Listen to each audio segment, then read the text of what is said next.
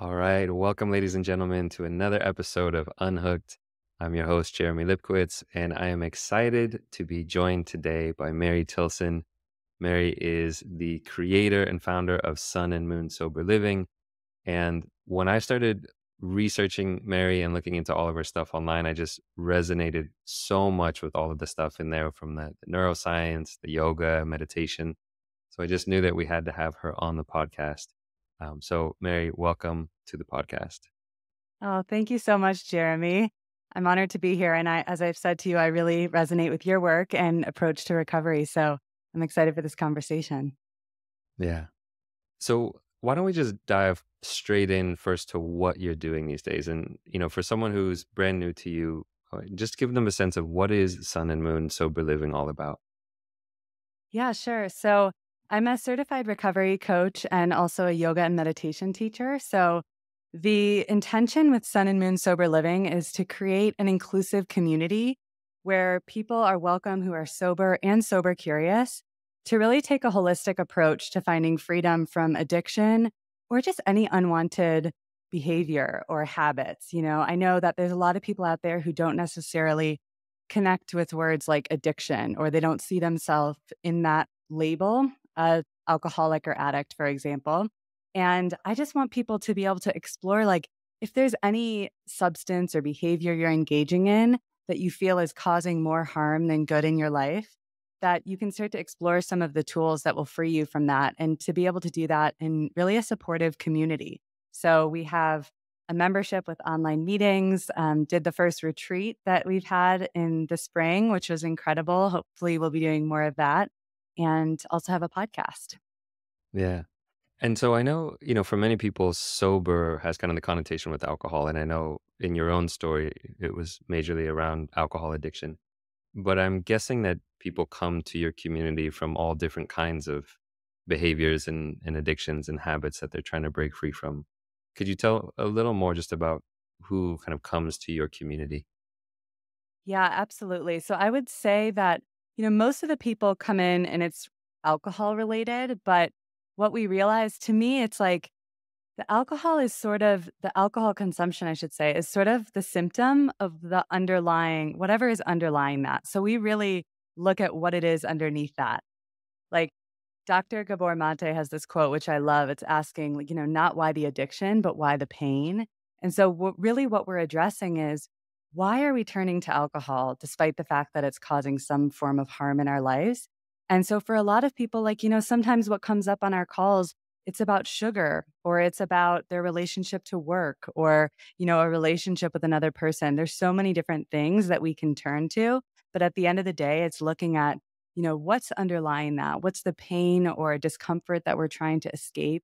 And how can we find a more effective solution in order to find relief and to find a state of inner peace and, to be with people who understand what it's like to be in that position? Yeah, it's one of the reasons that I really resonated with your content when I was doing some research is that you do go to the root of things. And it's not just this, okay, how do we stop drinking and just kind of use willpower and stop the behavior, but looking at the root of craving and the root of desire and longing and thirst. And how do you kind of fill that void that's in there? And I know for you that kind of the Eastern traditions of yoga and meditation played a big role in your journey. And I'm just curious, what was it about those traditions that were so impactful for you? Yeah, it's a great question. And I think it's, first of all, what you said, like that idea of like craving and longing. I think it's been really helpful for me to get to understand some of these ancient, philosophies and practices, that this is not just a me thing with alcohol. This is part of the human condition. This dates back thousands of years. And so in some ways, with exploring the philosophies of, yoga and Buddhism, there's a huge doorway to compassion in that, because I'm like, this is not just me. But what was really helpful for me with yoga was, I went to treatment for the first time in 2010, an addiction rehabilitation center. It was outpatient treatment. I wasn't ready to get sober at that time. It was very much, my parents enrolled me in that. And I definitely was recognizing that substances were causing a lot of trouble in my life, but I wasn't ready to get sober. But I always like to say that recovery starts before the day you get sober. And it was during that time that yoga was really brought into my life in a major way. My mom started taking me with her to the studio when I was in outpatient treatment and I wasn't in the program. So, like, in those in between moments, and I really gravitated towards the practice, and it allowed me to get into my body and to feel a sense of calm and connection in a time where I felt incredibly disconnected and afraid and dysregulated. And so I started to, yoga started to become a part of my life then. And even though, I wasn't ready to get sober at that time, and I finished that treatment program and I pretty much went back to trying to moderate right after that, yoga was still it was doing some of the inner work, and it was having an effect on me. It was developing discipline and, having that discipline and, those tools to help self-regulate and all of that. It was what allowed me to eventually get sober, even though it took some time. So, um, that was when yoga first came into my life, and then when I was ready to get sober, I poured myself 100% into the practice. It was no longer just something that I did, an hour on the mat. I actually, after I did treatment the second time, I enrolled in my first yoga teacher training and kind of decided to dedicate my life to it. Mm. There's so many little threads that I want to pull on. You mentioned the discipline aspect and the discipline of yoga, and I know you've said a lot. You've written a lot about discipline as a pathway to freedom. And in our society today, it's almost a controversial topic, which is strange. That like discipline would be controversial. Like, oh, discipline is good for you, because I think there's so much of this. No, we just want to be free spirited and don't tell me how to live, and I want to follow my heart. And I'm just curious, tell me more about what discipline means to you. Yeah, I love this topic so much because it's almost funny looking back. Like, I thought when I was in like the height of my addiction, I thought I was such a free spirit, like doing whatever I wanted. I'd go out and party. I would drink in the morning on the weekends. I was, doing cocaine. The truth is, I was a slave to my addiction. I was every craving and impulse. I was acting on it. I was not making conscious decisions during that time. And it wasn't until I developed self discipline through these daily practices, yoga being the first one, yoga and meditation, that I was able to actually reclaim my ability to choose and make conscious choices. Because I like to think of it as, you gain access to that sacred pause. It's that moment of choice in between the impulse and the craving and actually acting on it. And I think that anyone who's been gripped by addiction or even been in one of those habit loops that you can't seem to break free from, whether it's like mindless scrolling or eating cookies in the afternoon or whatever it is, it's like we know what it feels like to be in that painful loop and you just feel like you've been hijacked and something has taken over. But through having a disciplined daily practice, and it's not something, as you know, we can't just turn to mindfulness and meditation like in the height of the moment to put the fire out. It's when we have a daily practice, that's when we gain more access to that space in between the impulse and the action. And so that's how I feel like I found real freedom is by having these practices in my life. And it's no longer that illusion of freedom of, being a party girl that does whatever I want and wakes up in the morning full of regret. Yeah, I love that you brought in this phrase of being a slave to your addiction, because I think it's it's a phrase and it's a way of wording that I felt so much for myself in my porn addiction is I was a slave to my lust and a slave to my desires. And it's just so revolutionary to break free from that and realize, that you can actually break free from these cravings. To someone who is on the outside looking in and maybe they're still dealing with a lot of compulsive behaviors or unwanted habits, where do they get started? Yeah, I think that's a great question. And, you know, I think the best place to get started is just to remember that I think sometimes we can have this all or nothing mentality. Like we have to just flip a switch one day and it's like everything has to be right. But there are these, if you just start to sprinkle in, small little habits and incorporating like a little bit more mindfulness into your life and doing that with the support of a community and with the support of a mentor, like that's the biggest thing is you don't have to do it alone. And as I said to you before we started recording, I think it's so brave the work that you're doing because you're speaking about a topic that can bring up a lot of shame and there's a lot of misunderstanding around. And just to remember that you're not the only one experiencing this. Like, that's Mhm. why I'm so glad that we have podcasts like this. Like, when I came across your podcast, I'm like, this is so cool that you are having an entire podcast dedicated to this because there are so many people that are struggling with this and feeling alone in it. So, to just remember, you don't have to do this alone.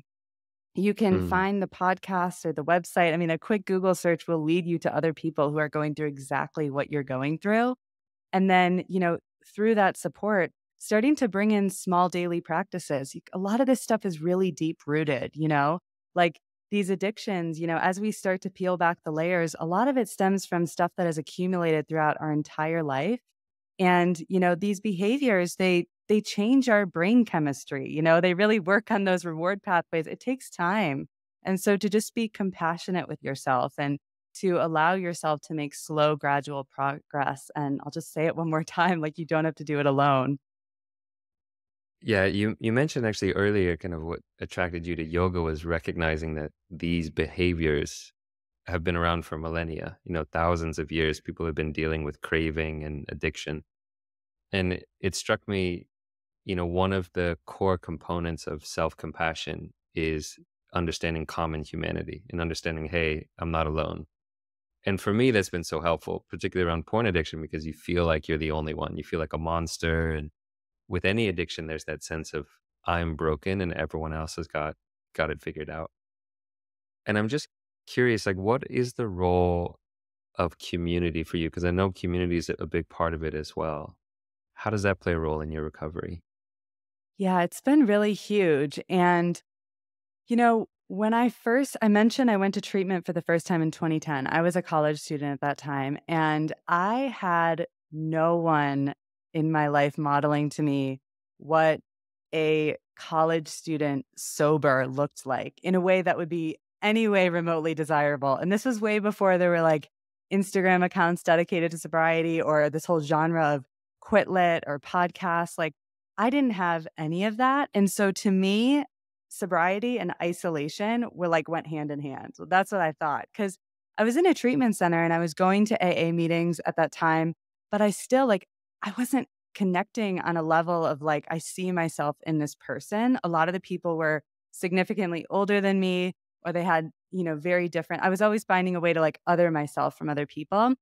And I will say, like, even 3 years later, when I went back to treatment and I was ready to get sober out of a place of pure desperation, I genuinely thought in my mind, well, this has gotten so bad. It's kind of worth just isolating a little bit. I'm just not going to have the same social life, but I'll learn to enjoy my own company and I'll hang out with my friends during the day, maybe, and maybe they'll still want to be friends with me. And it's so interesting because that actually led me to, this path, led me on this path to Southeast Asia and, to go traveling because I finished that treatment program the second time. I was living in Chicago working at an ad agency. And as soon as I finished treatment, I enrolled in my first 200-hour yoga teacher training, which was great because I found a sense of shared, community and over shared interests in that space. But once that ended, I'm still, a sober early 20s person living in Chicago, not really sure what I'm going to do with myself. And that was when I actually made the decision to go on what I thought was going to be a 3-month backpacking trip to Southeast Asia. And I really found my community there because I met a lot of people, and it was just that their lives weren't centered around drinking and drug use. And so that was like my first sense of real community. I mean, I had community in the recovery space, but where I really identified on a deep level with people, it was that shared interest in exploring life in a deeper way and engaging with life in a deeper way that wasn't revolved around substances. But I will say that after some time, and I was living in a yoga and meditation retreat center and like really pouring myself into the practice of yoga and, living in this conscious community, I started to have this, like, longing to connect with people on the level of, like, addiction recovery. Like, that was, like, a missing piece, and I really believe that we need that. Like, I think we need community who gets it on that level. Like, yes, it was wonderful to be in this shared space of people who are on a similar path, but I remember it was the Recovery 2.0 conference by Tommy Rosen, which he was, like, super revolutionary of bringing all this stuff online because this was, like, in 2014, I think that he was doing like a big online conference. I just remember tuning into this from Cambodia and it was like, these are my people, like I need to be in this kind of space and connect with people who also know alcohol and drug addiction. So I do think that, with community, it's important to find people who relate on that level. Yeah, there's something so incredibly heartwarming about being around other people who understand addiction. It's like, Yes. yeah, you're my people. You understand this path, this journey, this struggle, all the ins and outs that sometimes it feels like the rest of the world doesn't really understand. And yet at the same time, in some ways, it feels like everyone's an addict, these days in our society. There's so Oh, yeah. many ways that people, reach out for escape and for numbing out. And I'm curious, what are your thoughts on that in terms of the spectrum of addiction? What is addiction to you? Yeah, I think that you make a really good point, like, about our society today, and I think we're at a bit of a disadvantage because I think that our society is set up to really prey on our susceptibility to and our the potential to become addicted, and it's how a lot of, like, our technology is designed and all of that, and so, there's a very simple definition that I've heard Dr. Judson Brewer give, which is that it's addiction is any substance or behavior we engage in despite adverse consequences. So if you think about that, that could apply to so many different things. Like ha- anyone who's listening, I think, could think about something that has created some sort of adverse consequence, but we find ourselves engaging in it anyway. I think that in our society, I mean, people get addicted to work is a really big one that, we actually get praised for and celebrated for. Technology, I mean, how many times have all of us just found ourselves continuously scrolling or spending too much time online? And it's like, it's so funny. I was thinking about this because that new app Threads just came out. And I was thinking, and I'm all for new ways of connection, right? But it was a surprise release by Instagram. And I'm like, oh my gosh, how many people had no intention of spending this time this weekend on this app, but Meta decides we are going to unleash this new beast, and how many hours were just hijacked by this company? I mean, isn't that incredible? Like, so I think that we can find ourselves, and in some cases, it's not problematic, there's not adverse consequences and we're able to moderate. But yeah, I think that if you look at it that way, that could be, indulging in like sugary processed foods that have a harmful effect on our body and our mind. Could be the whole spectrum of things. Yeah. Yeah, the Threads incident is an interesting one because you're so right. It was a surprise thing, and then all of a sudden, everyone's on it and everyone's talking about it. And to me, it feels a large part of that was FOMO. People were like, "Oh, I don't want to miss out on being the first in this trend and getting more followers, and I want to get in there quick," because it's like, well, there wasn't something lacking before where people were like, "Oh, I really want a way to communicate with people." I mean, maybe there was that, but chances are people are just like, "Oh, okay, let me get in there quick." And um, Yeah. it's interesting this concept of negative or adverse consequences because that's kind of the definition that I've been going over. But I think I made a tweak to it recently because and as you understand, any addiction has some benefit that it's bringing, right? There's some reason that we're engaging in it, whether it's as a coping mechanism for some pain that we're feeling. And so I think for me, a way that I've been looking at it is like the net consequences are negative because there are some things that are kind of an addiction, but the benefits that they bring are outweighing the harms that they might be bringing. And to me, it's okay to have some of those. For example, caffeine. Like, I drink coffee every morning, and there are some negative consequences, but it's a net positive in my life. And so it's an addiction that I'm kind of okay with, or maybe it's not an addiction. But I'm curious what you think about that. Eh, how do you balance that? Because everything has some positive and some negative. Right. And I'm really glad that you make that point. And I just want to emphasize too, like, I don't want to minimize addiction. I think that sometimes it can be harmful when we like throw around stuff like, oh, everyone's an addict. And because really, obviously, when we're talking about real addiction, there are devastating life consequences. And I think that when we think about like a broader definition of addiction, it's like there's a complex mix of factors that contribute to it, right? And that can be biological, it can be psychological, social, environmental. And so, of course, with my definition, that was way oversimplified. But I think just to, again, like opening up that conversation for compassion so we can kind of relate to one another in that way.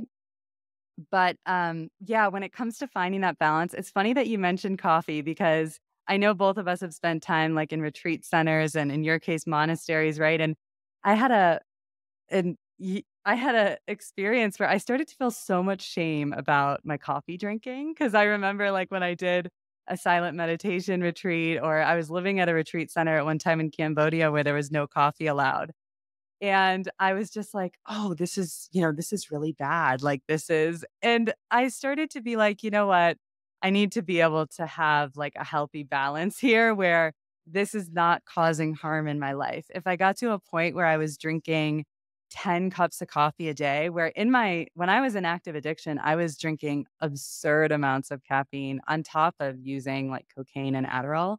But where I'm at now, like waking up and having a cup of coffee in the morning and really allowing it to be that morning ritual, which I really, cherish. And it's something that I've had in my life since I was a kid and that, my family shares.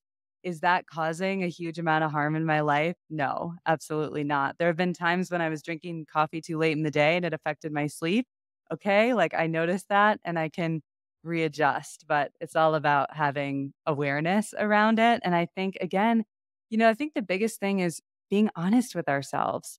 Like that to me is what recovery is all about. I wasn't being honest with myself. I was kind of telling myself every day that things were fine when I was in active addiction. It was like my body was giving me all these signs, it was affecting my relationships in certain ways.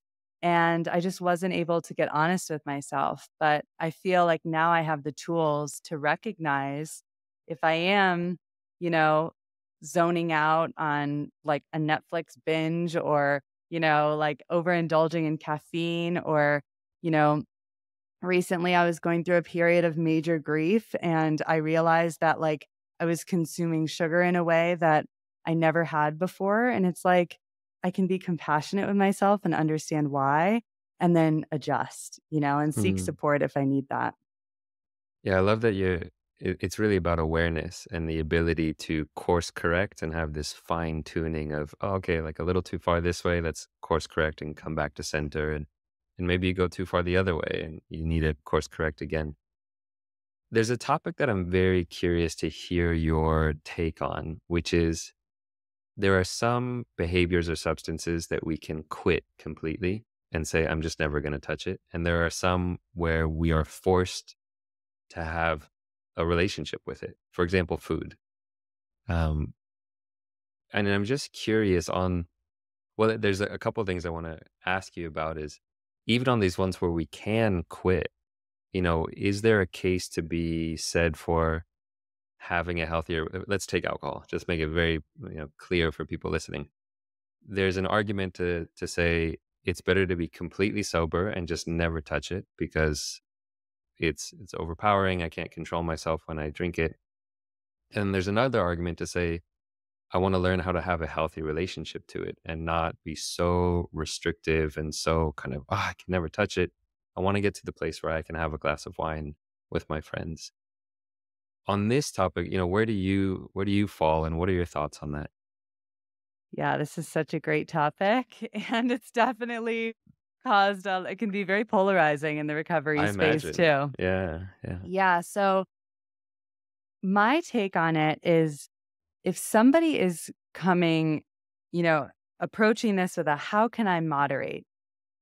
I would ask yourself first, like the thing is this, if you are in a place where you're seeking help for your drinking and seeking support and cutting back, it's usually because there's been a history of trying to make attempts to moderate your drinking and an inability to do so. It's usually because there's been some suffering that has come as a result of your drinking. And so, usually, people who have the ability to moderate and, I don't really like the term like drink responsibly, but people who have that ability to just like enjoy the single glass of wine, they're usually not the ones who are seeking out help to be able to do that. And I think it's worth recognizing that, alcohol, like I said before, like it really impacts our brain chemistry, it hijacks our reward pathways. And so I think that it is worth taking a period of abstinence in order to make that decision for yourself. And so when I first got into treatment, it was the very black and white narrative. It's either you're an alcoholic or you're a quote unquote normal drinker. And that was a really big barrier for me at first because I did not want to identify with that label. I could not possibly see a future of abstinence from all substances. To me, it was like, that's not a life worth living. And so that was a barrier for 3 more years where, I went back to trying really hard to moderate. And by the time that I was back in treatment, I actually saw the label of alcoholic as like, all right, I'm an alcoholic. I know this for sure. And it was a huge source of freedom for me because I just thought I can accept myself as an alcoholic and I can move forward with this black and white narrative of like, I can accept myself as an alcoholic, focus on a life of sobriety. This is not an option for me. And, see people as different who are able to, drink quote unquote normally. But I think now we're in a place where we have a much better understanding of addiction and how alcohol impacts people. And it actually occurs much more on a spectrum. And not everybody who suffers as a result of their drinking is going to meet the criteria for alcohol use disorder. And that doesn't mean that you should wait until things progress worse on that spectrum in order to reevaluate your relationship with alcohol. And I think what's been really amazing to witness, especially within the community that I have, like majority of people do not identify as having alcohol use disorder or as alcoholics. Some people come in after they've been in recovery and they're looking for tools in order to really support that choice.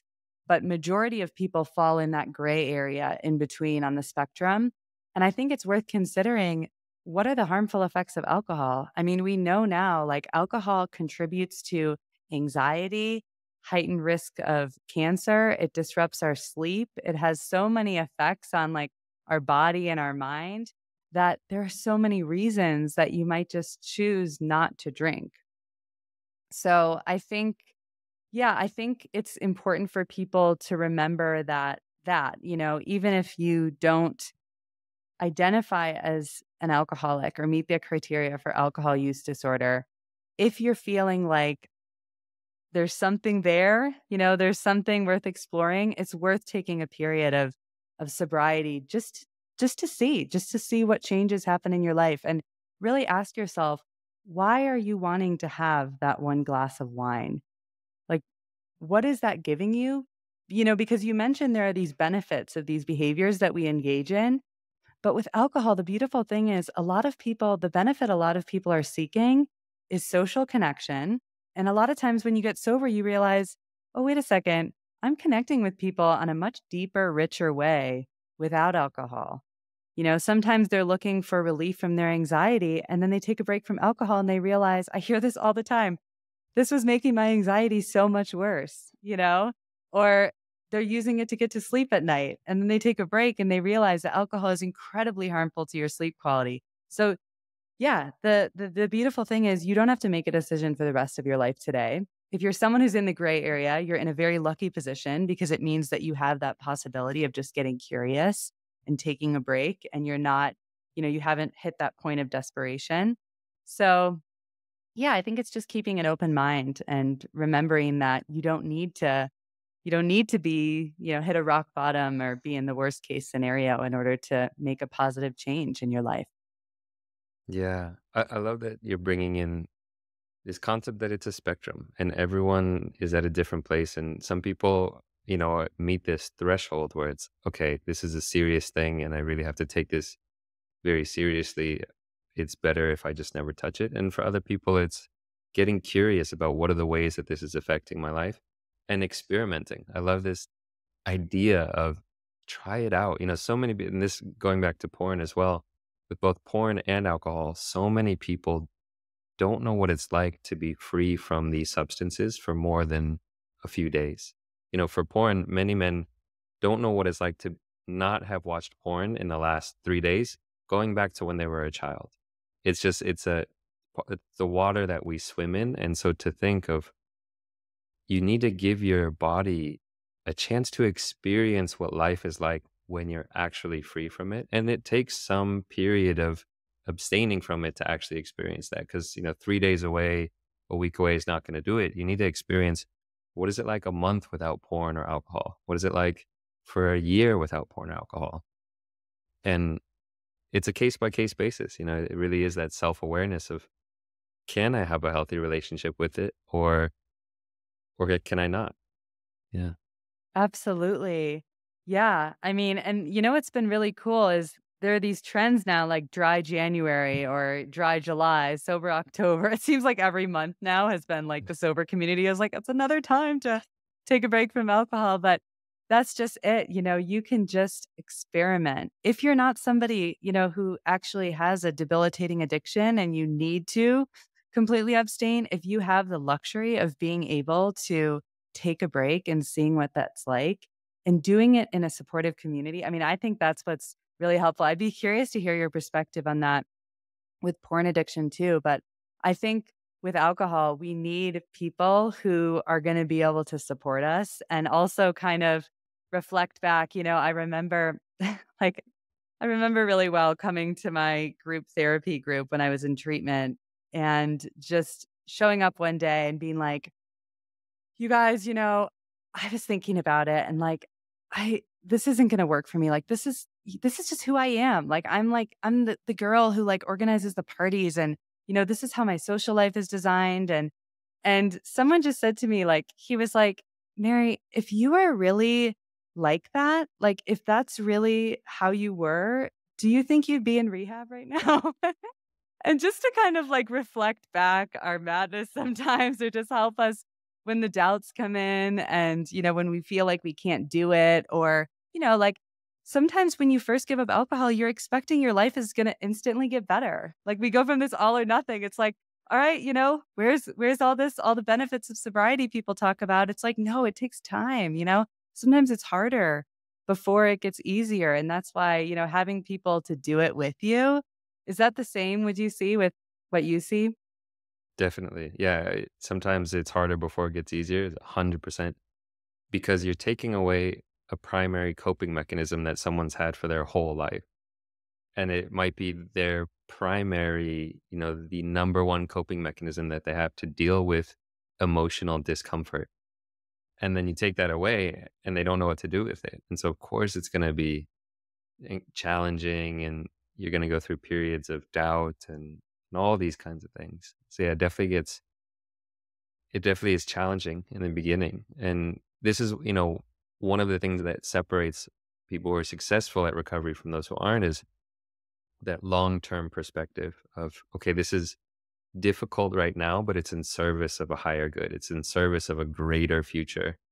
And I'm going to experience the discomfort now so that I can experience deeper joy and contentment and happiness in the future. And this is something I wanted to ask you about because I know it's a big part of your teaching as well is the leaning into discomfort. And this probably comes back from our shared love of things like vipassana and mindfulness and sitting with your emotions. And I'm just curious, what does that mean to sit with discomfort? Yeah. Well, first I'll say I love what you just said about, recognizing that you're taking away a primary coping mechanism.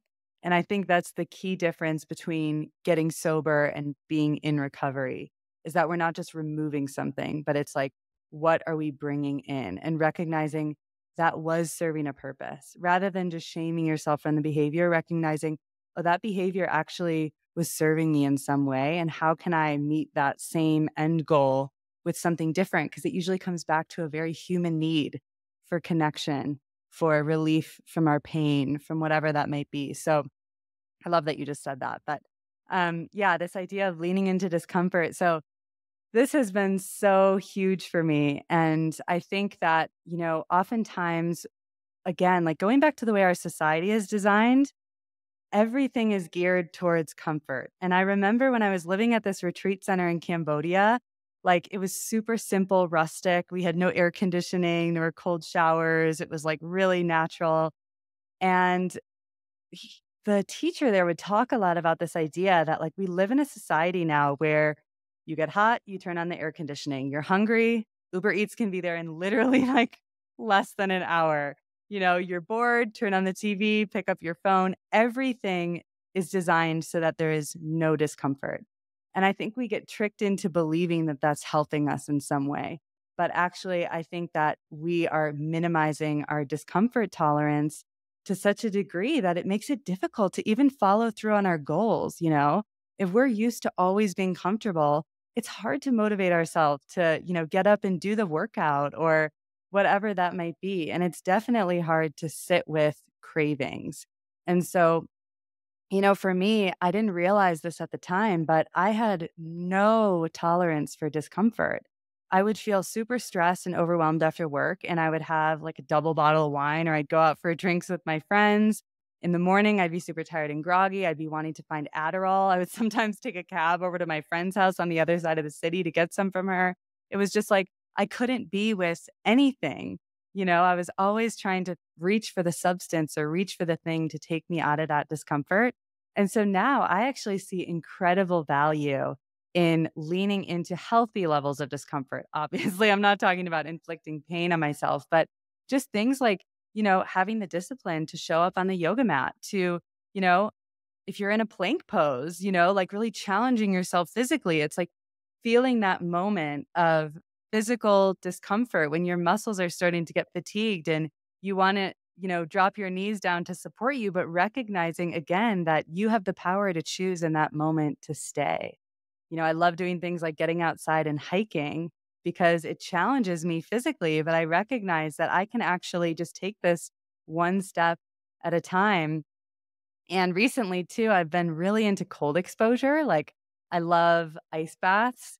And I think that that's just for me, there's a lot of reasons for that, but it gives me another opportunity to learn to stay with discomfort and meet that part of myself that wants to just spring out and actually recognize that I have the tools and inner resources to drop into a deep, calm breath and just stay with that experience.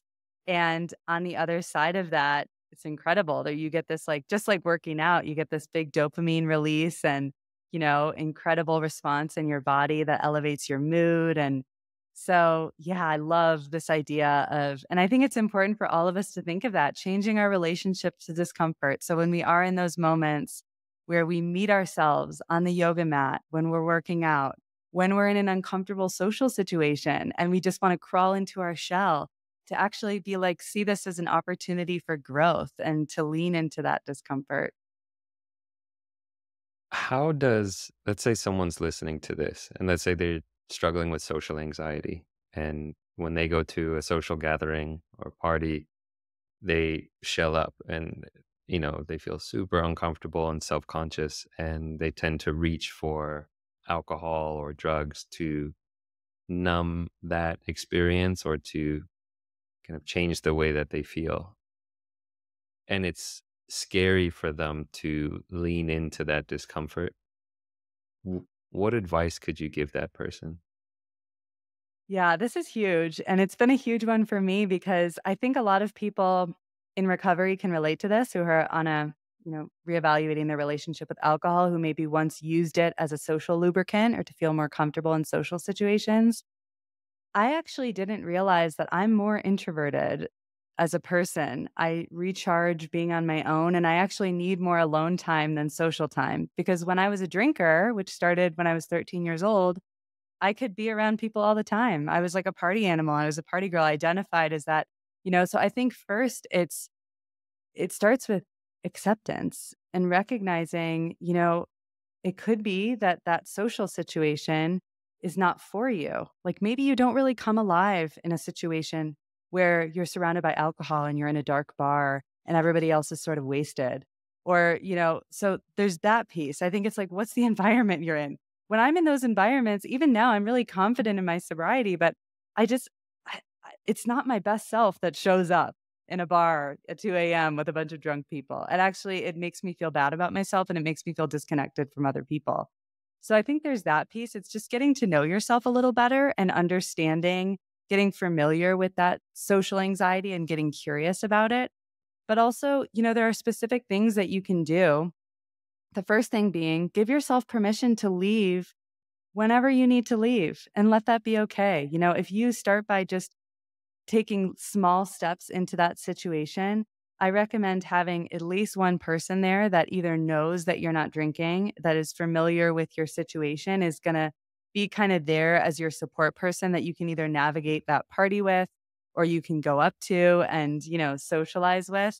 But I think a big thing for a lot of people, and this was definitely my case, was feeling like I needed to stay and still be the person who's there, the last person at the party. And I need to be like super fun and on the dance floor and doing all those things that just didn't feel natural to me when I wasn't drinking. So, like, accepting where you're at in that moment.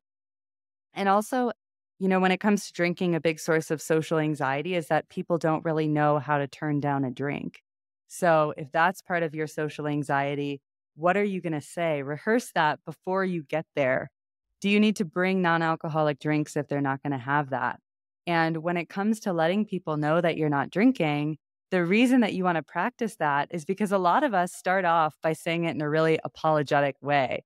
Like for me, that shriveling up, it was like, I would first avoid the question at all costs. But then when it did come up, I would either go down two paths. I would get really awkward and start mumbling, or I would go into this whole self deprecating spiel about, like, oh, no judgment on you. I was a total train wreck and you should have seen me. And like, just oversharing. So it's like, if you can just get confident with your response, it's really about the energy that you bring when you turn down a drink. And usually, if you confidently just tell people, oh, I'm not drinking, I brought some kombucha, that's fine. That's enough. Yeah. It's interesting. There's actually quite a few of the clients I work with in porn addiction. We also work on drinking because oftentimes drinking and getting drunk leads into acting out with porn. And as you know well, there's just a lot of downside to just drinking alcohol. And so this topic comes up often in the beginning when we first kind of talk about maybe limiting drinking or trying out a month without drinking. And so often there's this fear of what will people think if I tell them I'm not drinking. And what's so interesting is I think it's 100% of the times that we've tried this with my clients is having the confidence to just say, "Oh, I'm not drinking." On the contrary to it being, like people saying, "Oh, who's this person?" It's actually inspiring for the other people because especially these days, so many people know that drinking is just not that healthy for them and not supportive of their happiness and long-term health. And so often when you have the courage to say, I'm not drinking this month or I'm not drinking, it actually inspires those around you to reevaluate their own relationship and say, wow, like I wish I could kind of have that strength to come to a bar and not drink and to reevaluate my own choices around it. And not only that, you don't even need to give like a reason. You can just say, oh, I'm not drinking. And nobody questions it. They're just like, okay. And Yeah. so it's so funny how simple it can be. And on the contrary to it being a negative thing, it can actually be an inspiring thing for other people. 100%. I love hearing that from people. I can't even tell you how many times, like, I've heard stories from people where it just inspires positive change. Like, we think that it's going to be this whole thing, I think. And for me, it was like I was projecting all of my worst fears onto everyone around me. And the reality is, people were either, sometimes people were curious and they genuinely wanted to learn more, I heard people, sometimes people like kind of leaned in or came up to me later and shared that, there had been a lot of suffering in their family related to alcohol use and they found it really inspiring, or, that they've been considering a sober curious challenge. Like, I think sometimes we need to give people the benefit of the doubt and recognize, like you said, times are changing. People are a lot more aware now of the more harmful effects of alcohol. And usually in the very, very small percentage, and I mean like over 10 years, I can count on one hand the amount of people who have come at me by giving me a really hard time and being negative about it. It says a lot more about where they're at with their relationship with it. And I can see that now. The first time it happened to me, I'll admit I really shriveled up and it was very painful and difficult for me. But I can see from such a clear perspective now, like I can meet those people with compassion and recognize that anyone who has a healthy relationship with alcohol is not going to attack someone for their sobriety. Like it doesn't reflect a healthy relationship with it. Yeah, it's so funny because one, you can just see how obvious that is true with alcohol. That if somebody's going to attack you, clearly it's triggering something within them that they feel uncomfortable and they don't like that you're, bringing that to light within themselves. What's interesting is there's a lot of parallels between that and porn addiction as well. As I can count also on one hand the number of times people have, when I talk about, breaking free from porn or becoming porn free or porn as a potentially negative influence, some people have a negative response to that and have kind of attacked and gone on the offensive. And what's very clear to me now is these people have an unhealthy relationship with it. It's like it's triggering something within them that they don't like people talking about how there might be consequences to Yes. watching the kind of porn we're seeing on these modern day tube sites. And it's just, it's such a breath of fresh air to just realize like, hey, if somebody's attacking you for you choosing to live a healthier life, it says more about what's going on with them than what's going on with you. Absolutely. And if we can bring that level of awareness, I mean, that just goes to why, some of these teachings with yoga and mindfulness practices are so beneficial.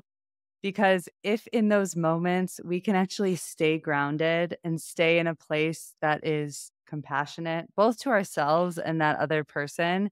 I mean, it's especially challenging, right? When you're in a difficult moment and someone is like confronting you at a party, which again, I just want to emphasize is not the majority of what happens. I would say this is like the 1% of responses. But, if you have that level of awareness in those moments, that can be like a superpower because that can be a huge trigger to people. I mean, the reason that social situations are one of the most challenging things is that humans are wired for connection. That is going to be a huge vulnerability if somebody is making you feel like you are not welcome here if you don't drink. And so I think being super aware of that is really, really important. And it also goes back to why it's so important to be connected to people who understand and to have a sense of community with people who, are supportive of your choices and are going to give that positive reinforcement too.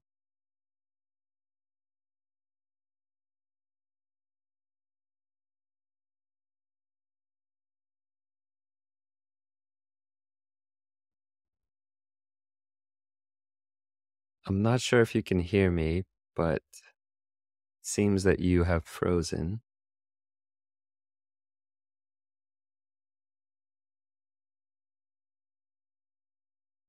Jeremy?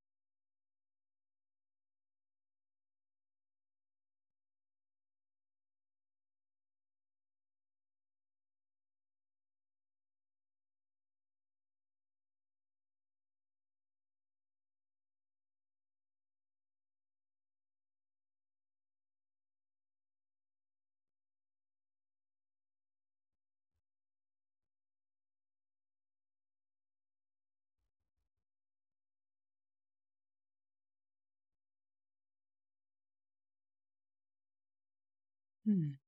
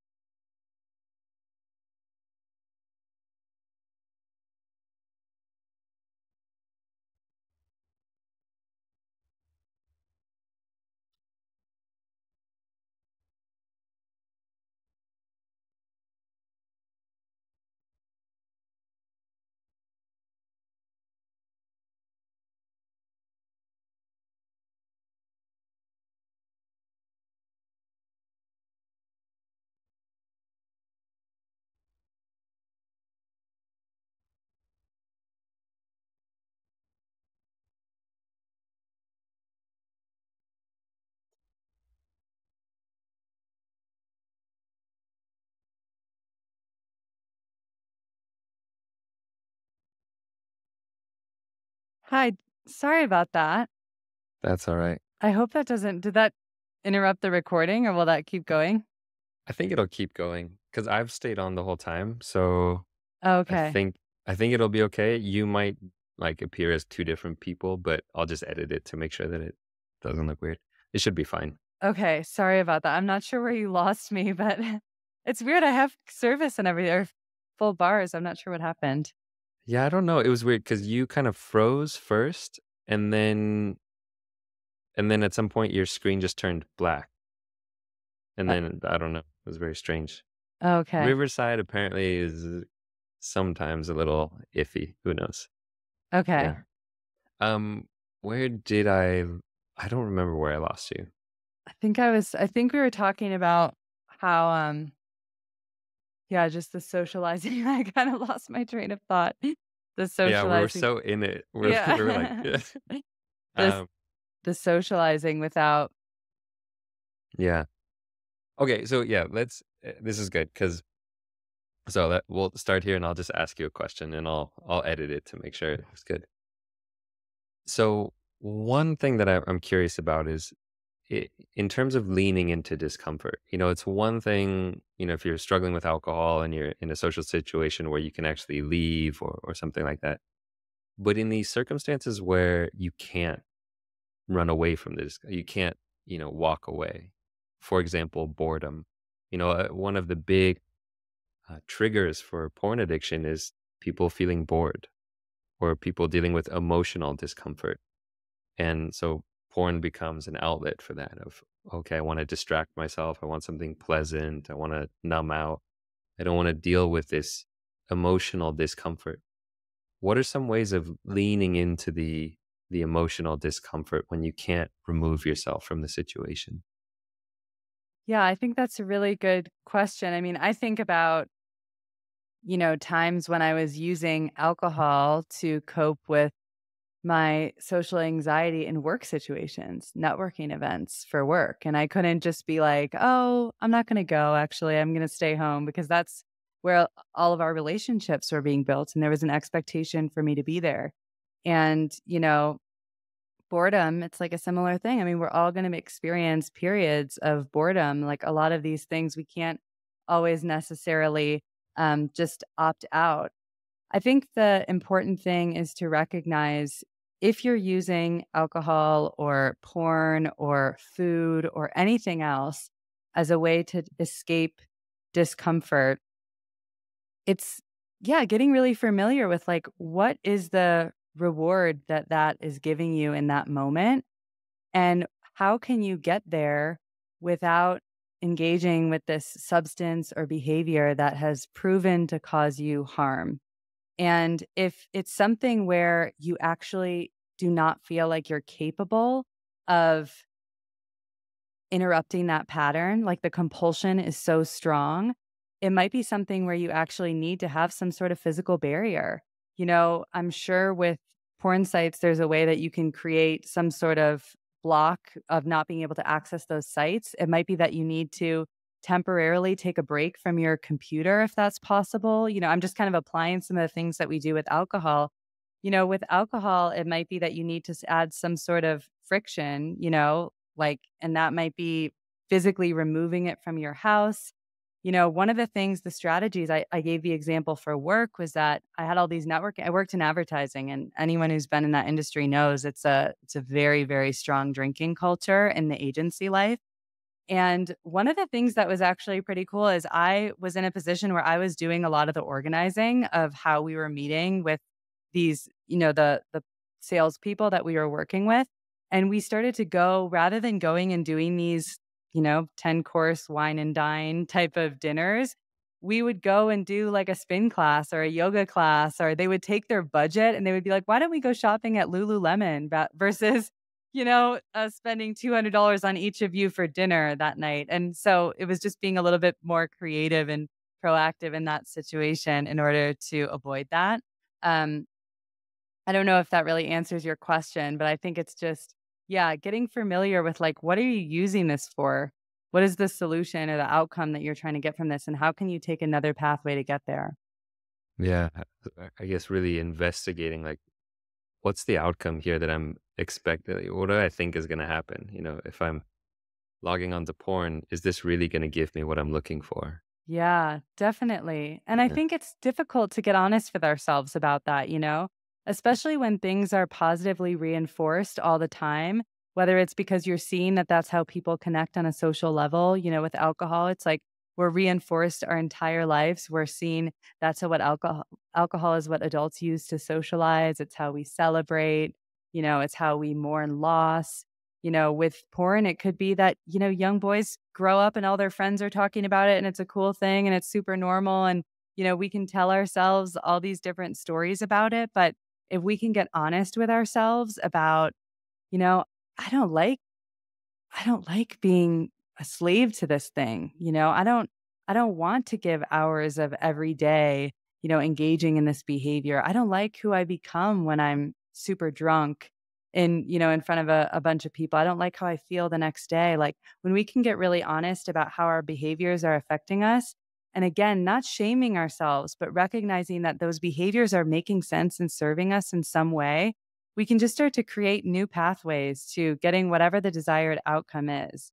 And I think it always comes back to compassion, It's like these things they're very human of us, We want to have social connection. We don't want to be bored. We want to feel that little, that sensation of pleasure, fear, feed that desire to get whatever we're getting out of the thing. If we can be honest about that, then we can recognize there are infinite other ways to get there. Like that's the beautiful thing about recovery.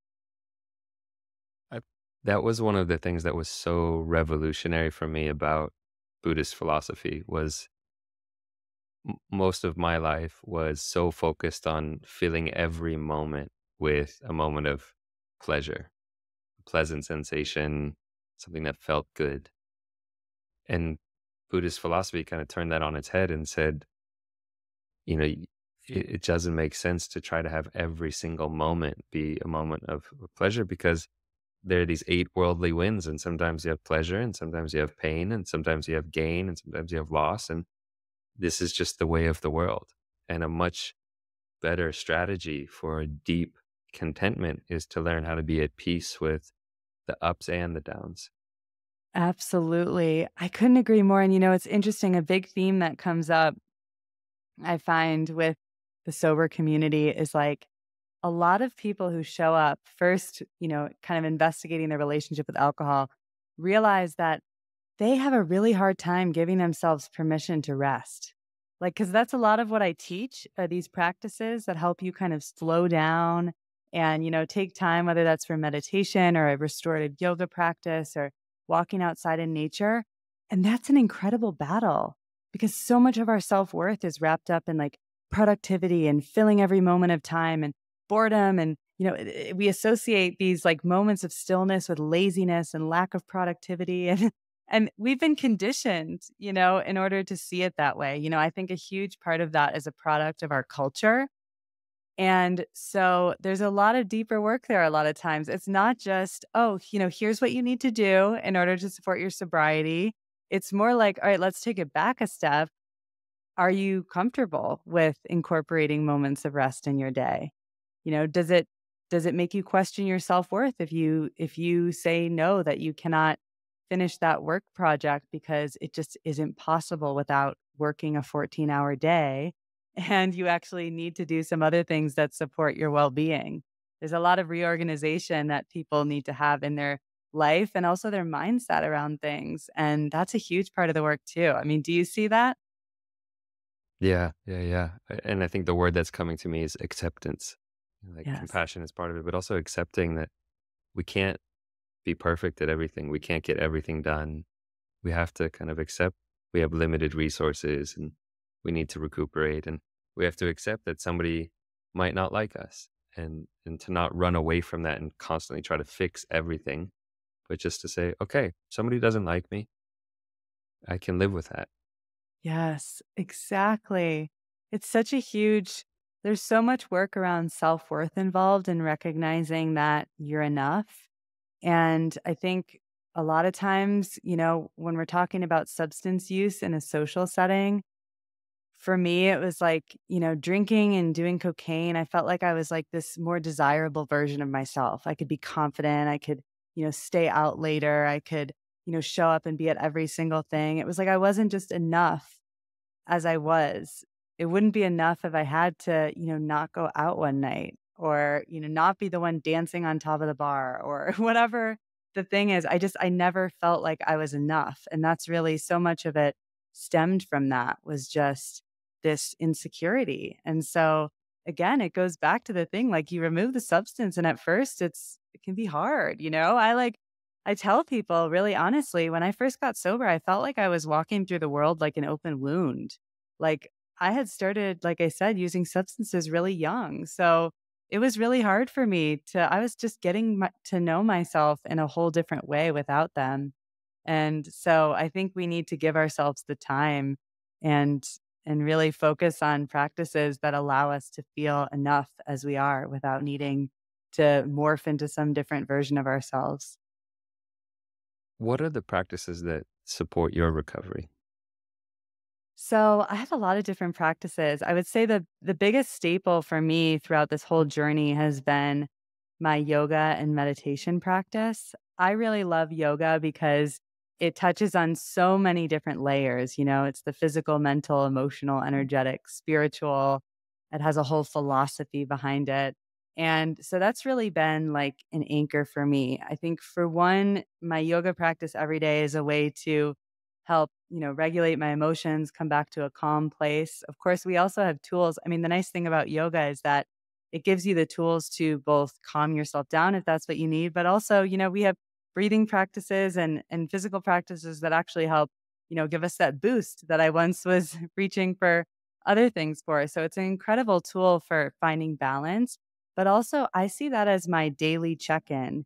And when it comes to like slip ups and relapse, when I think about that in the past, like yoga is a great relapse prevention tool because it allows us to tune in way before we're at the breaking point, way before we're at the point where our mind has been hijacked.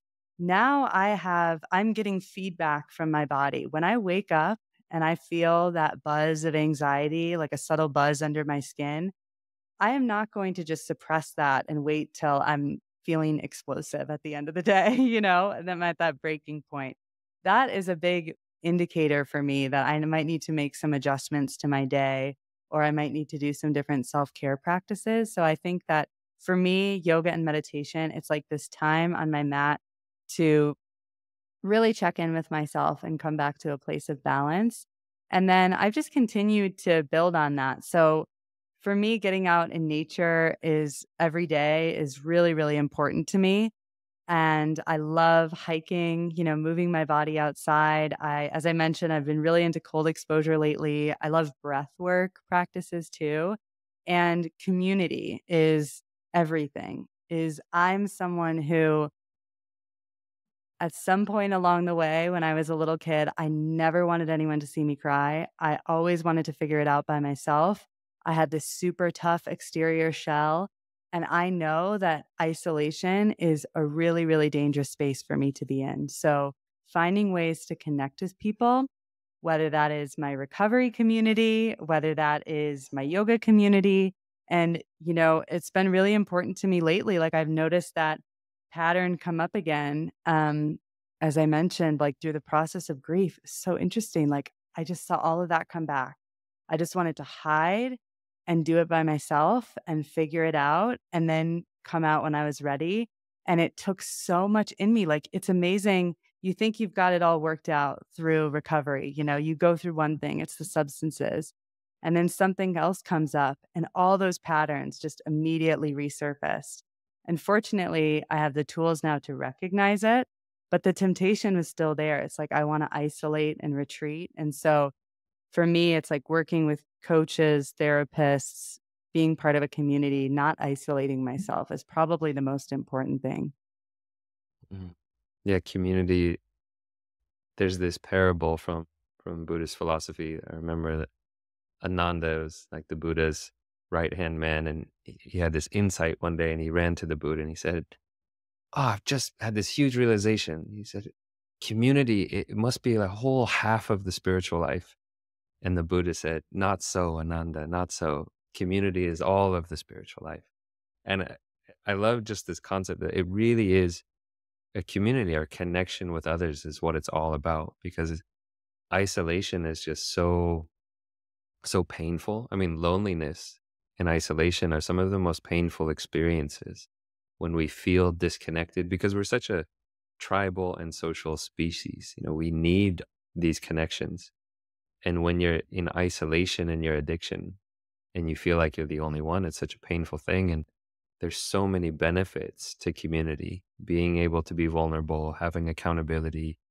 I find for myself, even just having someone to, like, having a close friend to talk to about whatever I'm going through that's difficult, just being able to talk about it, it takes the weight off my shoulders.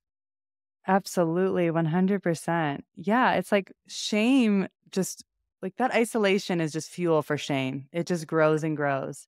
And on the opposite end of that, when we bring something and we share it with other people, it's like survive shame can't survive in that space. And it's such a beautiful thing, like, and if anyone's listening and they've never had that experience, like, I can't even tell you how much it will change your life. And the beautiful thing is it's not like we need to bring that out to the public.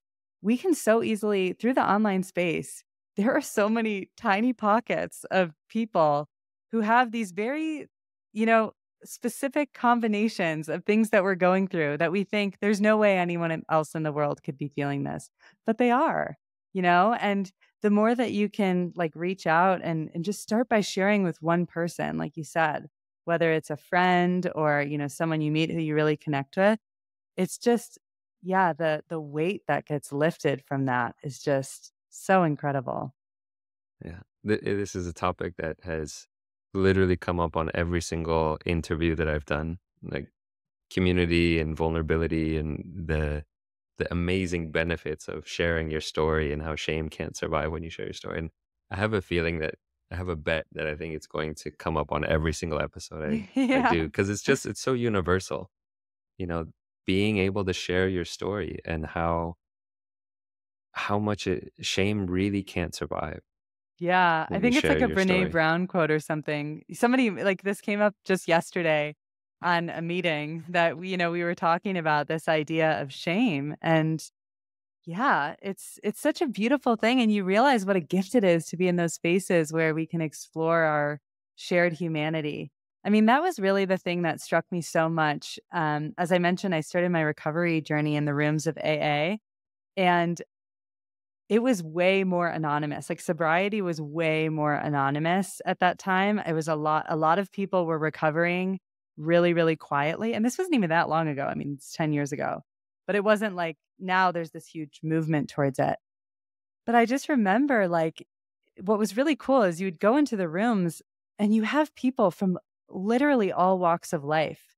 Like, there were people, because it was downtown Chicago, so there were people stepping off the street, there were people who were college students, there were people that were coming out of their lunch break on their law firm, there was me, like, there was all these different people, and everyone is speaking the same thing in different ways, and it's affecting them in different ways, but at the end of the day, it's coming back to the same struggle, and we're all keeping these shameful secrets in our public lives. And at the same time, when we come together and share them, it's like we were all walking away with a little more self acceptance, a little more confidence in our ability to walk through the world.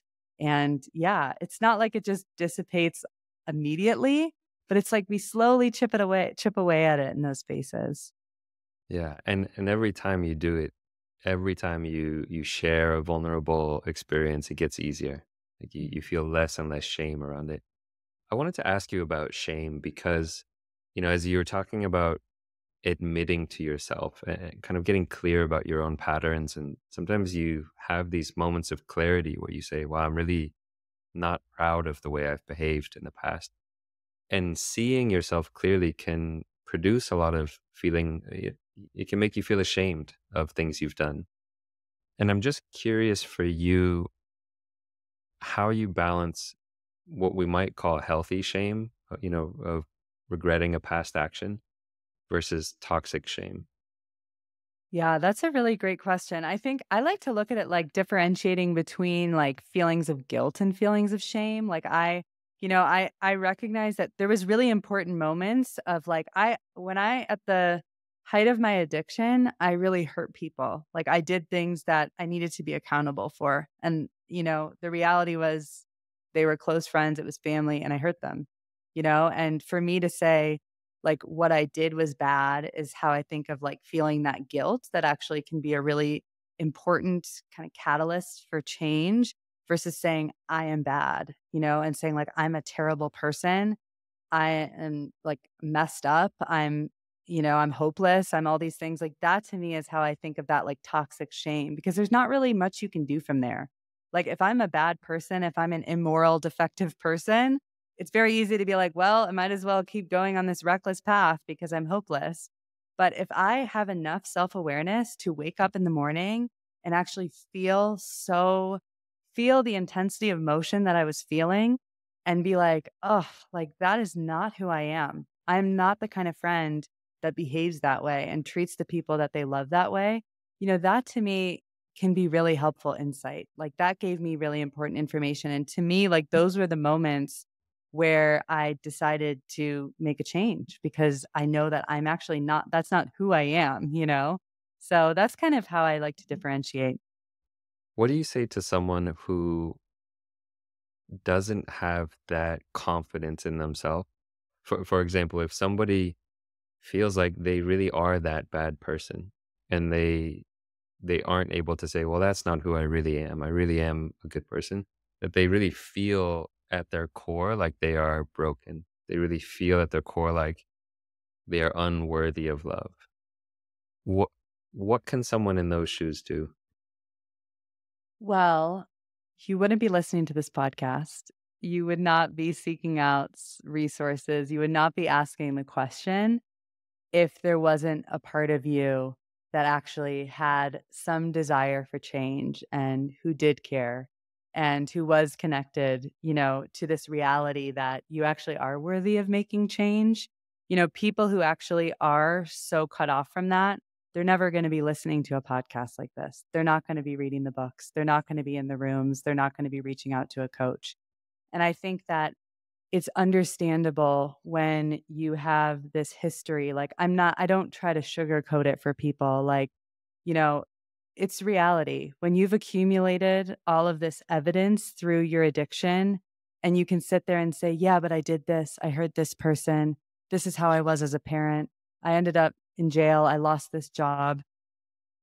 I don't wanna, like, try to sugarcoat that or act like none of that happened, but the reality is, you know, that's not who we are. That's our behavior, and if we can recognize that and take responsibility, which we can do at any moment of time, you know? Like, it's amazing to me people that, go through 30, 40 years in active addiction, and then they make a change. I mean, you can change your life completely, and I think what's really helpful for those people is recognizing some of the underlying causes that contribute to addiction. So, if you feel that way, I would really take time to educate yourself about addiction and what some of the components are. Like I mentioned earlier, like it's incredibly complex, and for a lot of people it starts with some form of trauma or our conditioning. Sometimes there's a genetic component. It can be environmental. Like there are so many things that are potentially beyond your control that you might not even be aware of that have caused you to find yourself on this path. And the more that you can educate yourself and understand that better, I really think it opens up a doorway to compassion. And the more that you can surround yourself with people who you will get to know as some of the most incredible, brilliant, loving, kind, compassionate people. You would never ever call them broken. If you go in the rooms of recovery, the more that you can surround yourself with those people and see your story in those people, you can start to free yourself from this belief that you are hopeless and beyond repair. And that just goes back to why the community aspect is so important. But I think overall, like our society needs a better understanding of addiction. And I think we're getting there, but stigma and shame and secrecy has prevented us from getting there for so long. But I think especially over the last couple of years with, things like the pandemic and, mental health really suffering and people realizing that addiction rates are going up and up, I think there's more awareness and understanding of where these things are coming from and that it's actually not like it's not an individual issue. It's more of a collective experience. Yeah, I have to think also that the pervasiveness of other forms of addiction or compulsive behaviors are making other people understand. For example, social media addiction or junk food addiction, video game addiction. It's like these things that quote unquote normal people are dealing with on a more and more regular basis is maybe spreading some understanding that, hey, we're all susceptible to these forces of craving and acting against our better intentions. Yeah, absolutely. I'm curious, is there any opinion that you hold that is maybe unique or controversial in the world of recovery? Something that maybe you believe in that might not be mainstream? I would say, I mean, I think what's been really interesting to me, I'll say, in observing this whole sober curious and sober movement, it's like on the one hand, it's been really interesting to see how we've moved away from this black and white narrative of like it used to be, it was like there's the path for alcoholics and then normal people. And now there is a lot more conversation about, the gray area and sober curious. I mean, I don't necessarily think I hold a controversial opinion, but I think what's more important now than ever is really acknowledging that we're never going to find a one size fits all for everyone. And what I find potentially dangerous is when I hear people say, oh, that's the outdated model. That's the old way of doing recovery, and that doesn't work anymore. And this is the new way. And I don't believe in that either. I think it's really great that, we do have these new approaches and now people are recognizing addiction on more of a spectrum. But I also really want to honor that the traditional way, like 12 steps in AA, for example, it works for a lot of people. And rather than trying to squash that to the ground, and, my teacher, Nikki Myers, always says, don't throw the baby out with the bathwater. I think we're at a time now where, as more information comes available, we need to learn how to just continue to grow and evolve and adapt. And something that I've noticed, and I think this is just in our human nature, is like, we all wanna have the right way. We wanna know, like, that our way is the right way, and sometimes I see these conversations in the recovery community, and I'm like, "Why are we fighting against each other. We're all looking for to reach the same goal. And so I guess my hope with that is that we can just continue to like really like think of this as expanding the conversation and giving more pathways and recognizing that there's never going to be a one size fits all for everyone. And so how can we approach people with compassion and with understanding and with deep listening and, find a way to meet on common ground? I guess that would be the biggest thing that I find myself thinking about that a lot. Yeah, it's a great topic because there is so much divisiveness. And as you say, so many people, and we all are this way, we want to be right and we want to be doing it the right way. And there's this feeling like if somebody is doing it a way that's different from ours, it somehow invalidates our approach. Whereas it can just be that different strategies work for different people. There are some people where 12 step works and other people it doesn't work for them. And, there are other strategies that work for those people. And I think one of the things that I try to talk about is, find what works for you and explore. It's like experimenting, what works for you and what doesn't. Does quitting cold turkey work for you, or does trying to go down slowly work for you? Because those are different approaches, and it works for some people and not for others. So I Yeah. love that you have that approach of like, hey, let's be more open to that. There might be more than one way to get to the final destination. Yeah, I mean, that's the thing because I think back in my own experience, and what it brings up is fear a little bit, like, I remember when I first started to hear some people talking about this whole, like, sober curious thing, and, like, it did bring up a little fear because it disrupted everything that I knew, and that was scary because what I knew was keeping me sober. And so, like, I think that it does bring up a lot of fear for people sometimes. But I think we just need to, again, like, think about it as, first of all, make sure that what we're talking about is actually rooted in something. Like, is this rooted in science? Is there actually something to back this up? And just keep an open mind, and recognize that everybody is on their own unique path. And yeah. And when I do hear that, I think, yeah, I do. It does bring up some worry sometimes. I see this kind of AA bashing, and I feel like a responsibility to be a voice for that community. And it's not super common, but I do, especially now, like in the more modern recovery conversation, I find that to be really problematic too. And I think it comes back, like we were saying, it's like us wanting to have the right way. So I think it's just really important for people to remember, like, you can feel so passionate about your path to recovery and you can share that and get excited about it. And if it's really that powerful and good, you don't need to put anything else down in the process. That will be enough. Why why do you think there is this kind of AA bashing going on? So I know why it is. And a lot of it is rooted in totally understandable, legitimate concerns. So, for example, like a lot of the concerns that have been expressed, and for anyone who wants to go into this deeper, there's a great book called Trauma in the 12 Steps by Dr. Jamie Modich. She kind of lays it out really well about how we can adapt to be more trauma informed. But, I know some of the big barriers, for example, is there's gendered language. So, using like he pronouns and the words God and higher power, which again, like, we can have an adaptive approach. For me, I didn't really resonate with God. I kind of associated with a religion, and that it just never was really something that I wanted to put my whole recovery on because I didn't have a really strong relationship with God of that form of God that I learned in the church. But fortunately, I was able to that was opened up to me as like I could find spiritual connection in nature. But that was me. Not everyone is gonna have that. Some people have religious trauma, they just don't want anything to do with that word. There's also the word powerlessness written in the 12 steps. Now, some people might see that as like spiritual surrender, which is how you might interpret it, like, surrendering that which is beyond our control.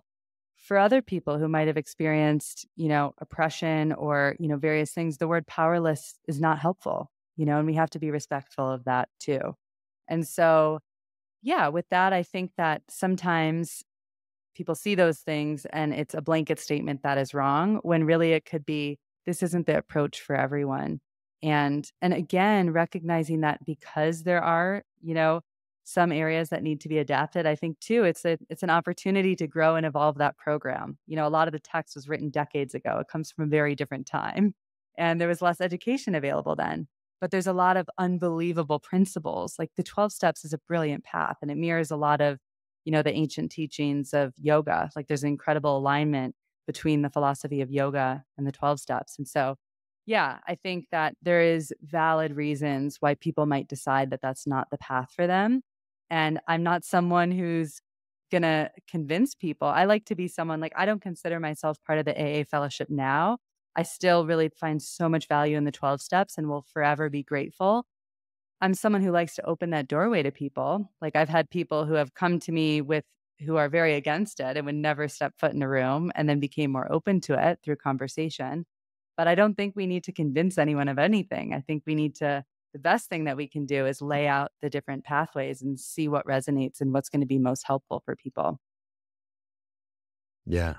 Well, a beautiful answer. It's kind of a long-winded one, sorry.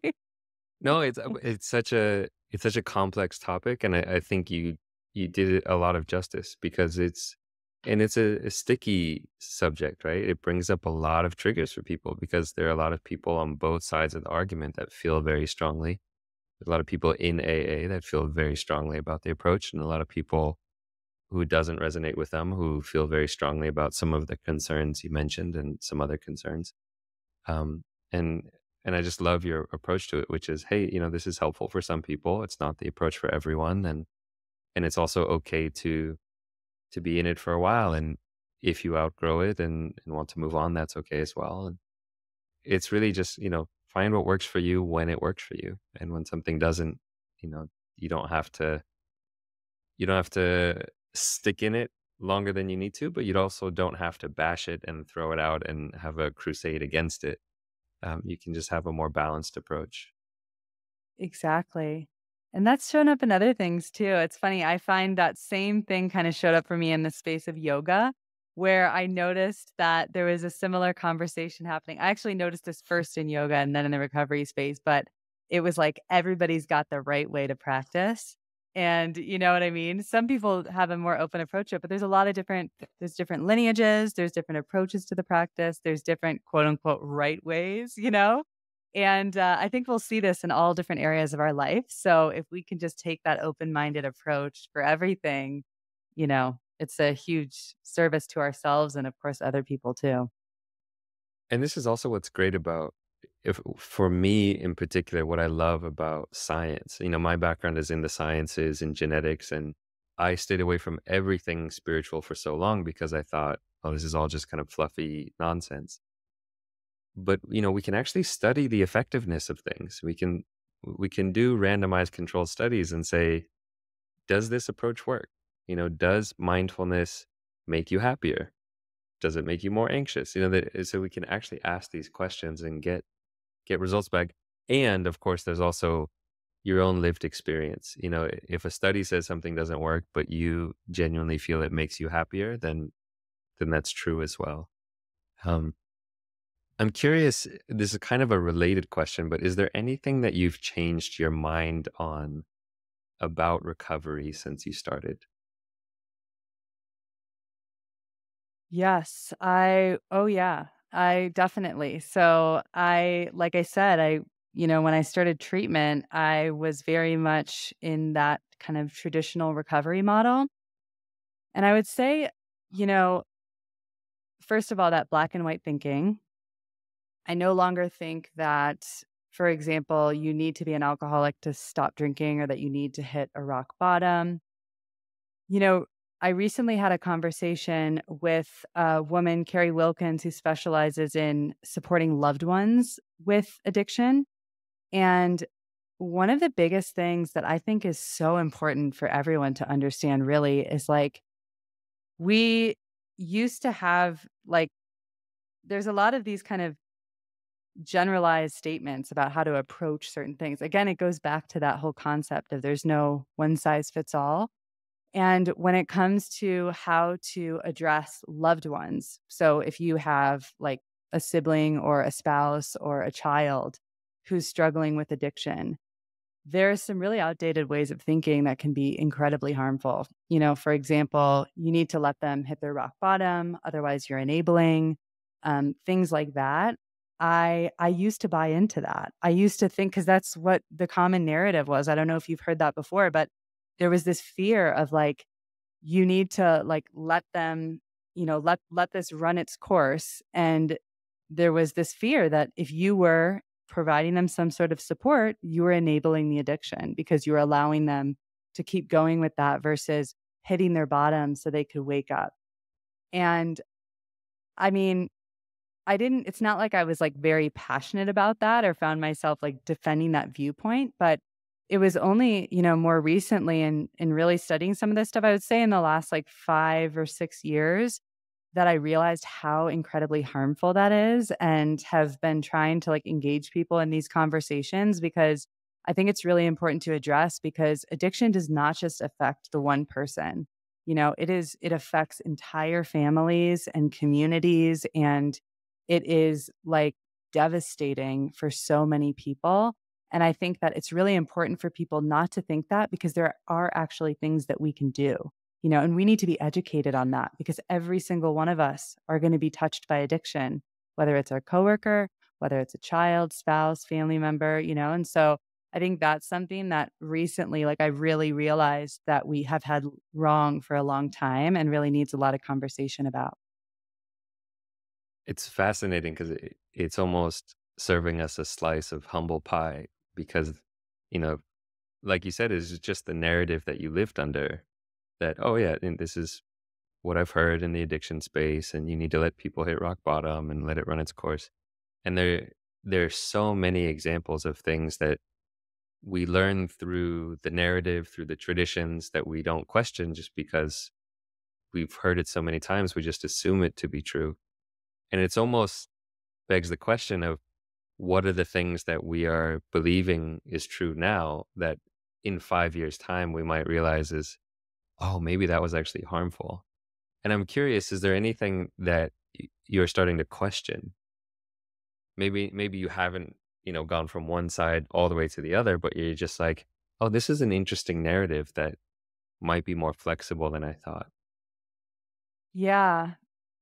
I love that you say that too, because I think it does humble us a lot, right? Like to recognize that what we're talking about, I mean, we need to be open to change and to learning new things. And yeah, I try to stay always open to that. The thing with addiction, which is so fascinating to me, and everyone has a different perspective on this, right? But I think we have so much information now about addiction. And at the same time, there is still so much unknown. Like we know that there are a lot of factors that contribute to why someone becomes addicted. And we know that there are so many tools that are effective that can help someone find freedom from addiction. And at the same time, if we actually had the answer, then we wouldn't have so many people struggling. Like the rates continue to rise, and what just amazes me, the more I've been in the recovery space, it's like you meet people who have all the resources in the world. They have a loving, supportive family. They have the financial resources to go to the best treatment centers in the world. X, Y, and Z cannot seem to get sober. You have the person who is addicted to heroin on the street who has absolutely no resources, no recovery capital, as it's called, and is able to recover. And that is something that I remain forever fascinated by. And that is where, and I know this could be potentially controversial, there's a spiritual component to that for me. Like that is, whatever is working there. And maybe one day we will find out and people will say that there was no spiritual component. This was the missing piece. But for now, like I remain fascinated by that. There's an incredible mystery in that to me where I just it yeah, it leaves me very open to questioning and Yeah. It's a great reflection. Just as you said, there are people with all the resources in the world who can't break free from their addiction, and then there is someone in a dark corner somewhere who has no one and no resources, and they're able to pull themselves out, like almost unimaginably against all odds. And it does beg the question, what is that secret sauce that that person has? And Yeah, of course, there's differences in people's set points of drive and motivation and resilience. But it is something it's a very curious question to ask. Like, what is that secret sauce? absolutely. Yeah. Yeah. And I think that we're continuing to find out the little things along the way. And there's definitely, I like what you said. It's like, well, there are certain conditions that we can have too in our lives that we can put in place that can help us, you know. And even if it is in that moment, like I love being in the rooms and hearing people's recovery stories, you hear about these moments of like people refer to it as divine intervention, and some people might not like that term, but it is that moment. It's like that.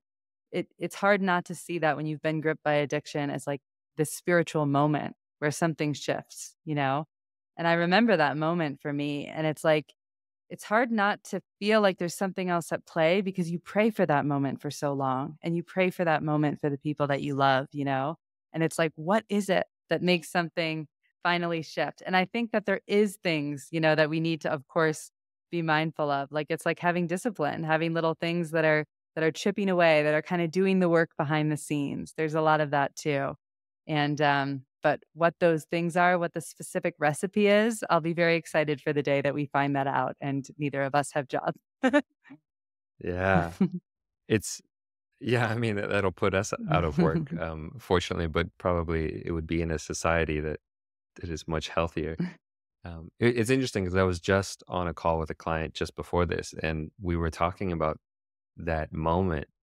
My client called it the inflection point, and it's just like this for so many of us in recovery. There's a moment, or maybe a couple moments, where it's just like things shift, and what gives people access to that moment? For many people, it's a rock bottom experience of you hit rock bottom and you wake up and you're like, how have I sunk so far? Mhm. But, there are different kinds of inflection points. Some of them are these divine interventions. Some of them are experiences of a moment of peace that you never knew before.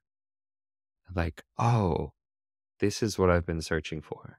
Yes. And yeah, it's a great somebody should do a PhD thesis on this topic. Like, what drives real recovery? Like, what are these inflection point moments that give people that secret sauce? Yeah. It is amazing to think about. I mean, and I encourage people to do that, to just like spend some time sitting with that. I think it can open your mind up a lot just to get curious. But I think too, like a big work of having conversations like this through podcasting and exposing people to these conversations. It's like for example, if somebody has been suffering from porn addiction for 20 years and had no idea that they weren't alone that moment of intervention could simply be hearing that, oh, actually, there are a lot of other people suffering from this too. And maybe that doesn't mean that they're ready right in that moment that they hear the first story. But again, it's starting to like soften chip away at things in the background and kind of like loosen the knot a little bit. Yeah. With porn addiction, it's a strange one because for so many people, they're not aware that they're suffering from porn addiction Mm. because it's so deeply ingrained in our society, and so many of the consequences are subtle and downstream. So it's not like a drug addiction or an alcohol addiction where you feel hungover the next day and oh, this is from that, you know, bender that I had last night at the club. With porn addiction, and they're so subtle that so many people walk around not realizing what they're doing to their minds, what they're doing to their brains, to their relationships, to their happiness, because there's this kind of disconnect. Like, oh, that's just porn. Like that has nothing to do with my performance in bed or my relationship with my wife or um so for a lot of people that inflection moment is the moment they realize, oh my gosh, like porn is actually having an influence on me. For me, it was understanding neuroplasticity and how we're actually hardwiring these different neural pathways. And I was like, in that moment, that was an inflection point for me. It was realizing I am hardwiring suffering by every time I log on and I'm hardwiring the neural pathways of craving and lust and desire. And that is what's leading me to this suffering. Um, but yeah, the inflection point comes in many different ways, that divine intervention. That's such a powerful way to put it, hardwiring suffering. So true. We don't think about that. We think we're giving ourselves some form of pleasure, and I think having that reframe is super, super important. Yeah, but we get hooked on, and we need that pleasure more and more, and we get more and more conditioned to it. Definitely. Yeah. And I think these behaviors sometimes can be even more difficult, whether that's porn. For some people, I know that's cannabis. It's like you're not going to have necessarily this devastating rock bottom. And a friend of mine speaks about this a lot. And he's just like, it's like, it's these subtle chipping away at your satisfaction and your motivation. And, but you're never going to necessarily like hit the rock bottom. So, yeah, and porn, it sounds like, is the same way. Yeah, I just had this insight, like, we need to come up with a new term for, like, a soft bottom, like, it's a slow descent. It doesn't there's no, like, jarring moment. It's just like this, "Oh, you're in the bottom." It wasn't a hard landing, it was a soft landing, but you're in the darkness and the depths, and we kind of need to make space for that experience as well, where it might not be a single moment where you wake up and it's like, "Oh, gosh, where am I?" Yeah. Because yeah, that's definitely true with cannabis, with some of these other ones where it's a slow descent into the bottom. Yeah. I remember this friend, Jake Yoder, who I mentioned, he said it really it put it in perspective with him with cannabis when someone said to him, you're never going to hit a rock bottom. It's just trapdoors until you die. Like you're just going to slowly, Wow. and it's like you said, it's like that slow descent. And yeah, that felt really powerful because I think alcohol will be that way for a lot of people. You're not going to see like that bottle of wine that you have every night when you get home or the social drinking with friends.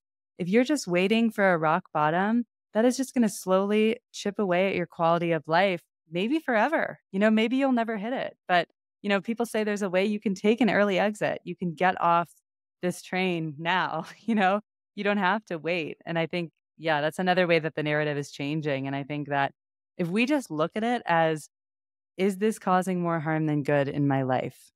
You know, and being able to answer that honestly, not in a way that's like, yeah, well, I mean, everyone else is doing it. It's normal. But like, no, if I'm honest with myself, is this habit serving me or is this causing more harm than good? I think that that's enough. We don't need to wait for our life to get any worse from it. Yeah. And I think that this understanding of there's never going to be a rock bottom with some of these habits is so important to understand, because particularly with something that's very much related to porn addiction, which is social media addiction and endless scrolling. There's very few rock bottoms that you can hit with being addicted to social media, but you can waste your life away and it can hold you back from true happiness and deep fulfillment if you give your life to constant numbing out and scrolling. And so this idea of not waiting for rock bottom is more important than ever. Right. 100%. Oh, we can give so much away. Comparison. I mean, it's like you can open up social media. You have literally no idea what you're exposing yourself to. And I'm not against it, obviously. I mean, I use it a lot to connect with people in the sober community. And it's one of those things you mentioned earlier. There are certain things that, we choose to have abstinence from. And there are other things that we decide to continue to engage with. Social media is something you could easily just cut out of your life completely. But, if you do decide to continue to engage with it, maybe it's because it's helping you with your business or, maintaining connections. We have to be very, very careful and again, discipline with these things and noticing how they're affecting us. Cause, if you're boundaryless with social media, you have no idea what you're exposing to when you open yourself up to it. You can wake up in a perfectly good mood, feeling confident, feeling ready to seize the day, and then you see something that really triggers you or sends you down a trap of comparison and puts you in this negative spiral. And it's like, you didn't even have to go there. Like, who just took control over your day like that? So, yeah. Man, we could have a whole podcast on social media addiction and the ways that it's influencing us. Yeah. It's yeah, like you said, the comparison, the FOMO, the sense of like my life isn't as good as these other people, or just just the numbing out and just the time wasting. Hmm. Not to mention what it's doing on a dopaminergic level, like on a neurological level and screwing with our dopamine systems. Oh my gosh. And Yeah. we become so unable to take joy in simple pleasures because we're so used to this hyper stimulus. You know, TikTok is just, it's so like every 3 seconds, it's perfectly fine tuned to give you the right drip of dopamine. Right. And then we try to like take pleasure in sitting and having a cup of tea on the porch. And it's like, this is so boring. Like, I can't sit with this. And so we pull out our phone and like, okay, dating apps, TikTok, Instagram, email. So true. And again, like it's important for people to understand that these companies have employed the top psychiatrists and psychologists and neuroscientists to tap into that dopamine system and to fine tune it so perfectly that it will really like hijack you in those moments. And so, again, like coming back to a place of compassion. And if you find yourself in that place, recognizing that it has been designed to do that to us, and that's why and I think our world is just moving more in that direction. There is so much unfortunately, like, all this information we're talking about with, like, the neuroscience piece, it can be used for good or for potentially not so good causes, and so the more that we can educate ourselves and have our own practices and our own ways to have a balanced relationship with things, the better. Yeah, it's a wild world that we're heading into. And another topic that I sometimes get into on the show is just what's going on with the younger generation and how much more difficult it is to be a teen and a preteen these days with all the social pressures and constant connection and the comparisonitis that's going on. And it's a wild world we're heading into. But all the more reason that we need to do exactly what you and I are doing, which is kind of normalizing these topics of addiction and craving and how to have a healthier relationship to some of these substances or behaviors that are so engrossing. Absolutely, yeah. I mean, I think I look at it I try to keep an optimistic view because on the one point, it is really terrifying when you think about it a lot, like, what the younger generation is up against. I mean, in so many different ways, even just substances now, like, there's all these cases with, like, overdose from fentanyl, and it's just it's no longer even, like, when people are using cannabis, like, it's a whole different plant now that we're talking about. I mean, the level of THC and, like, it's just different than what generations were smoking or using before and comes with a lot more risks. And so everything, I think they just need to have so much more awareness about. And at the same time, I think that they do. Like, I think there's a lot more conversation happening around mental health. I think there's a lot less stigma about, seeing therapists and expressing when you're going through something. So that definitely gives me hope. But I know there's a lot of work to do still. Yeah. Do you have any words of wisdom that you'd like to leave with our listeners? I would say, the most important thing to remember is just, and I know I've said this a lot, it's just that you're not alone in whatever it is that you're going through. And the more that we isolate, as we talked about, we can really convince ourselves that this is a me thing. This is something that's defective about me that I need to hide and protect from the world. And the reality is a lot of these behaviors, it's stemming from the same root cause, the same very human needs that we all have. And so to just don't try to go at this alone and to find a community of people that you can walk this path with. And, whether that is alcohol and drug addiction, porn addiction, whether you are feeling really socially disconnected or depressed, could be a stigmatized mental illness.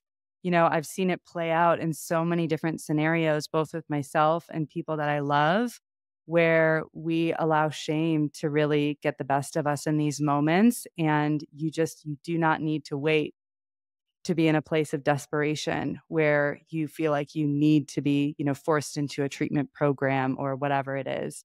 There are people out there and you can find them really easily. And you can reach out to one of us. You can, do a Google search, and you're worthy of the time that it takes to heal and to recover. I had a really hard time giving myself permission to go to treatment while I was working a job. I thought that was crazy and irresponsible, and I was throwing my life away at such a young age.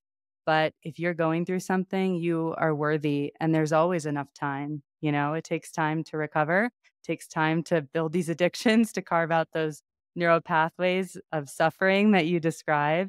And so just remember that you're worthy of healing and yeah, that you don't have to do it alone. Beautiful. Well, I guess the last question is if people want to get in touch with you, where can they find you? And maybe tell them a little bit about the community that you host, the weekly community. Yeah, so I have the Sun and Moon Sober Living community. It is a online platform. So we have a membership space where there's access to yoga and movement classes, breath work, things like EFT tapping, meditations, various different tools that you can access on demand, and some online trainings. And then we meet once a week at least on Sunday mornings over Zoom. And that's just a really nice opportunity to connect. We explore different themes every week that are kind of related to this conversation of a holistic view of recovery. And there is also, we have a WhatsApp group where we chat and connect. So it's just, there's a lot of different opportunities for connection through there. And I also have a podcast where I share conversations about recovery. And yeah, you can connect with me on social media too, share on there. Use it mindfully as we talked about. Always a work in progress, right? But yeah, on Instagram, sunandmoon.soberliving. Yeah. And, both you and I use Instagram and social media. And I am a big believer that if you're going to use social media to be following supportive influences, like people like yourself that post inspiring and uplifting things that make you want to be a better person, and to unfollow the ones that make you feel like you're not good enough. So you are definitely one of those accounts that has a lot of inspirational stuff going on it. So Oh, thank you. Well, same to you. I'm so glad to be connected. yeah. Well, thanks for coming, and thanks everyone for tuning in to another episode of the Unhooked podcast. That's it for today, and we will catch you on the next episode. Bye, everyone.